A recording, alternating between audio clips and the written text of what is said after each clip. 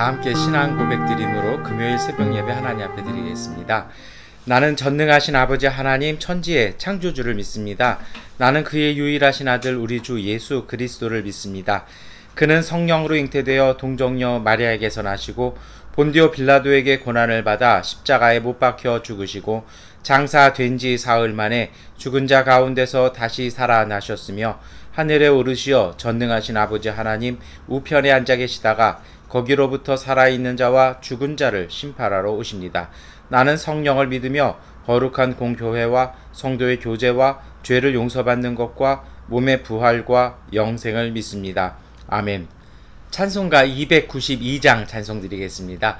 주 없이 살 수 없네 죄인의 구주여 그 귀한 법의 피로 날 구속하소서. 구주의 사랑으로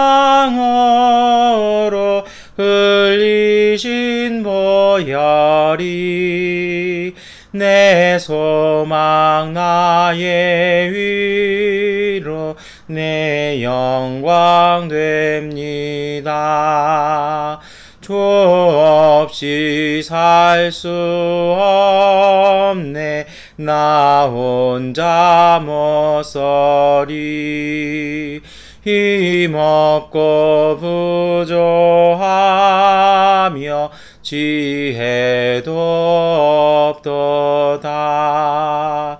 내 주는 나의 생명 또 나의 힘이라. 주님을 의지하여 지혜를 얻으리. 주 없이 살 수 없네 내 주는 아신다. 내 영의 깊은 간구 마음의 소원을 주밖에 나의 마음 네 알아주리요. 내 마음 위로하사 평온케 하시네. 주 없이 살 수 없네 세월이 흐르고 이 깊은 고독 속에 내 생명 끝나도 사나운 풍랑일 때 날 지켜주시니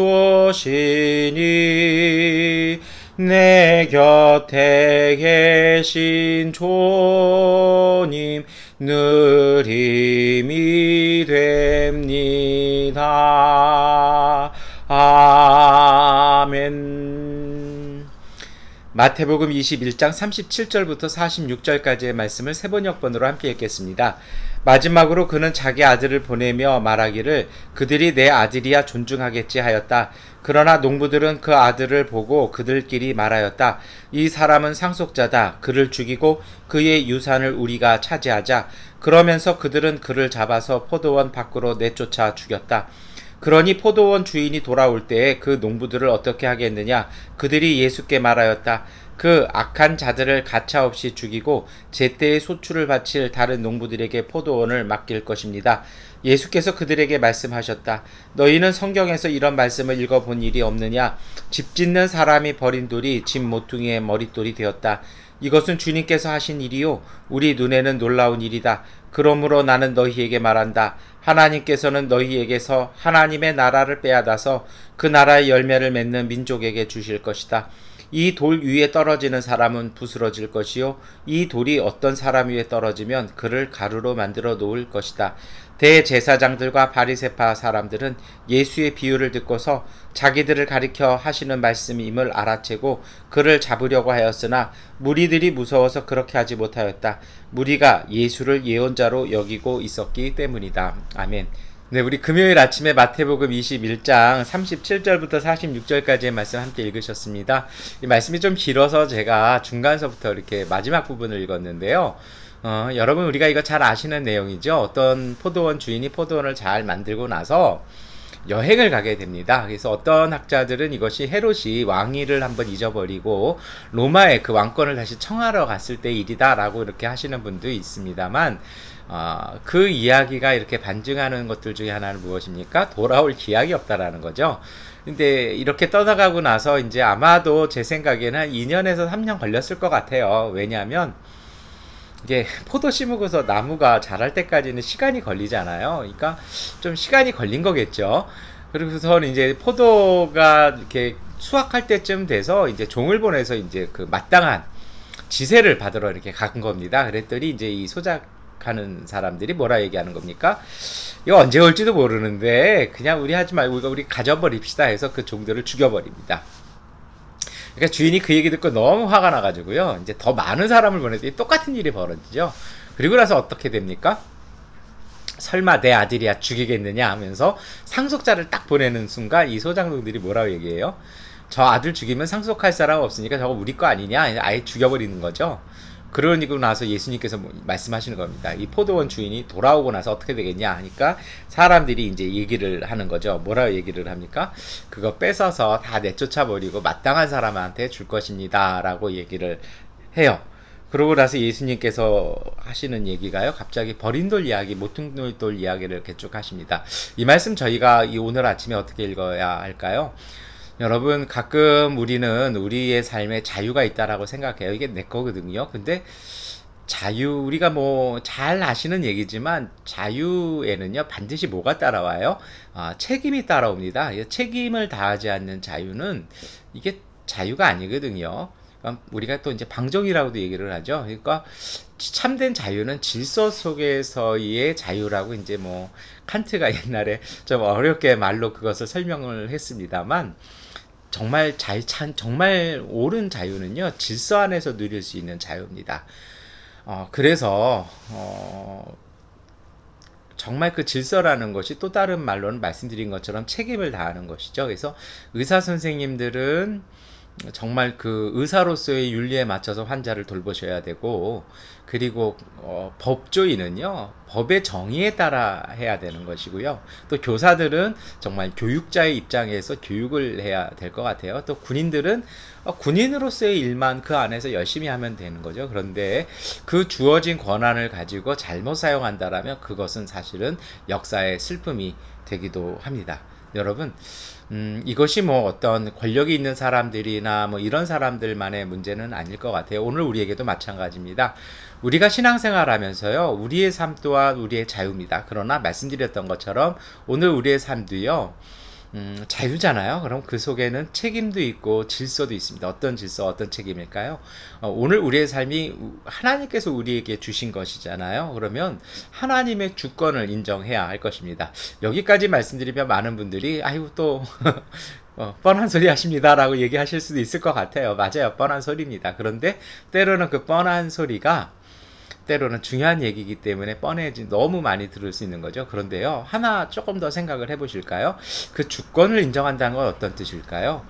그것은요, 저는 그 용도에 맞게 사용되어져야 한다고 생각합니다. 제가 앞서서 어떤 직업들에 대해서 쭉 말씀을 드렸어요. 오늘 우리 미얀마에 좀 마음 아픈 것이 이제 사실은 거기에 관련된 일이기도 합니다만, 그들만의 이야기는 아니죠. 오늘 우리도 마찬가지입니다. 우리가요, 삶을 살아가면서 내 삶에는요, 반드시 쓰여져야 할 곳이 있다라는 것입니다. 내가 지금 하고 있는 일을, 그리고 내 삶이 반드시 어떠한 책임을 가져오고 어떠한 마땅하게 해야 될 일들이 있다라는 것이죠. 그렇다면 거기에 마땅히 할 수 있는 사실은 그 신실함이, 그 신뢰가 있어야 할 것입니다. 때로는요, 오늘 우리가 그렇게 생각해요. 이걸로 뭐가 될 수 있을까? 때로는 우리가 그것을 뒤집어 버릴 때도 있어요. 뭐 하나님이 나한테 어떻게 하시겠어? 뭐라고도 할 수도 있겠고요. 뭐 그럴 수 있을 것 같아요. 그런데 때로는 불만도 가질 수 있을 것 같아요. 어떤 불만입니까? 왜 하나님은 나한테 이렇게 작은 걸 맡기셔서 어렵고 힘든 삶을 살까? 그런데 오늘 예수님 뭐라고 말씀하십니까? 성경 말씀, 시편의 말씀을 인용하셔서 뭐라 그래요? 집 짓는 사람이 버린 돌을 통해서 모퉁이 돌로 하나님께서 만드신다라는 것입니다. 그러니까 하나님은요, 어떻게 우리의 삶을 가지고 어떻게 이어나가실지 몰라요. 다만 오늘 우리에게 요구되어지는 것이 있습니다. 그것이 무엇입니까? 하나님과의 책임 있는 관계 속에서, 그 질서 있는 관계 속에서 하나님께서 오늘 우리에게 맡겨주신 내 삶, 내가 하는 일들, 그 모든 것들을요, 정말 책임 있게 잘 사용하는 것입니다.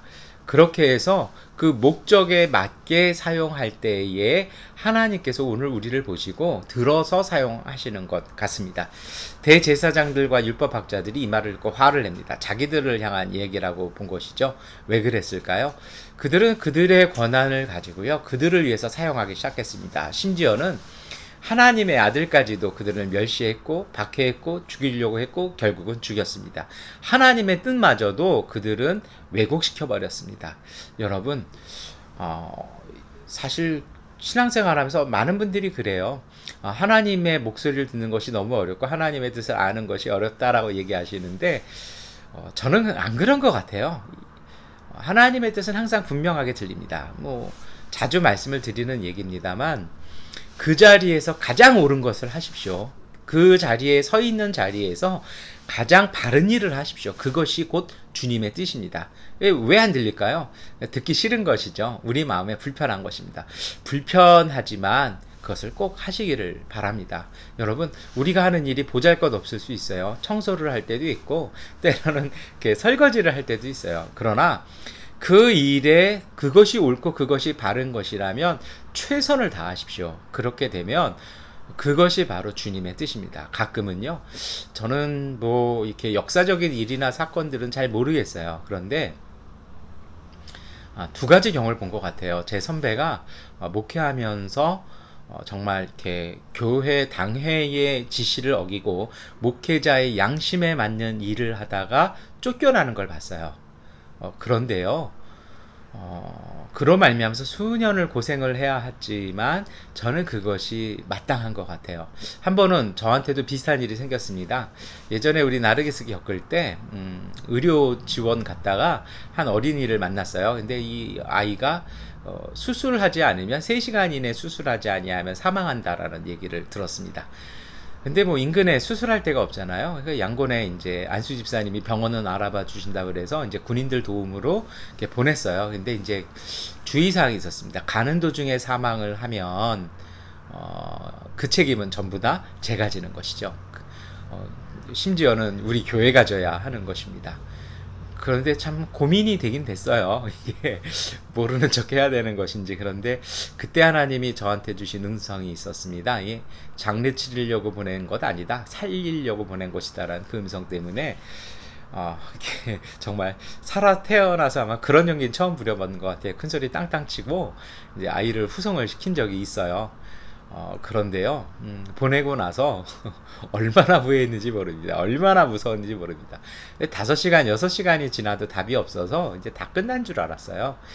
근데 나중에 이제 양곤에 돌아와서 보니까 그 아이가 살아났더라고요. 그리고 이제 의료진이 오진을 해서 뭐 복막염이다 이랬는데 복막염이 아니라 그냥 우리 댕기열이었던 거였죠. 그래서 항생제 주사 맞고 병원에 이렇게 잘 치료받고 있는 걸 본 적이 있었습니다.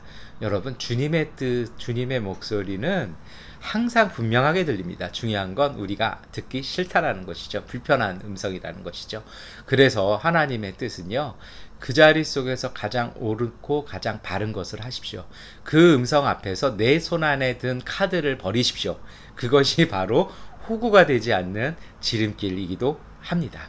그렇게 해서 그 관계에 충실할 때, 그 부름과 그 목적과 그 오름에 충실할 때 우리는 비로소 진정한 모퉁이 돌로서 하나님의 집에 들어가게 될 것입니다. 여러분, 요즘 혼란합니다. 이 혼란함 속에서 상황이 아니라 우리가 마땅히 해야 할 바, 우리가 생각하고 우리가 믿기에, 그리고 성경의 가르침이 주시는 가장 옳고 바른 일을 선택하십시오. 그 일을 통해서 하나님의 놀라운 은총이 그리고 그 신비가 우리 안에서 시작되어질 것입니다. 때로는 세상이 우리를 그로 말미암아 버릴지라도 하나님은 그 버려진 돌인 우리를 통해서 모퉁이 돌로 하나님의 집 하나님의 놀라운 은총을 세워 가실 것입니다. 그 복된 하루 사시는 은혜의 하루 되시기를 축원합니다. 기도하겠습니다.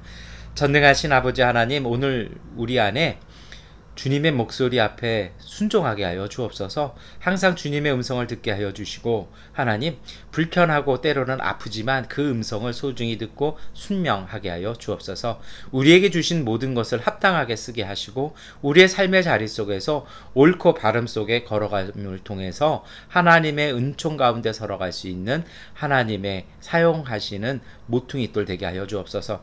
때로는 버려진다 할지라도 하나님, 그것을 두려워하지 아니하게 하시고 주님께서 오늘 우리를 사용하심을 보며 믿음으로 승리하게 하여 주옵소서. 예수 그리스도의 이름으로 기도드립니다.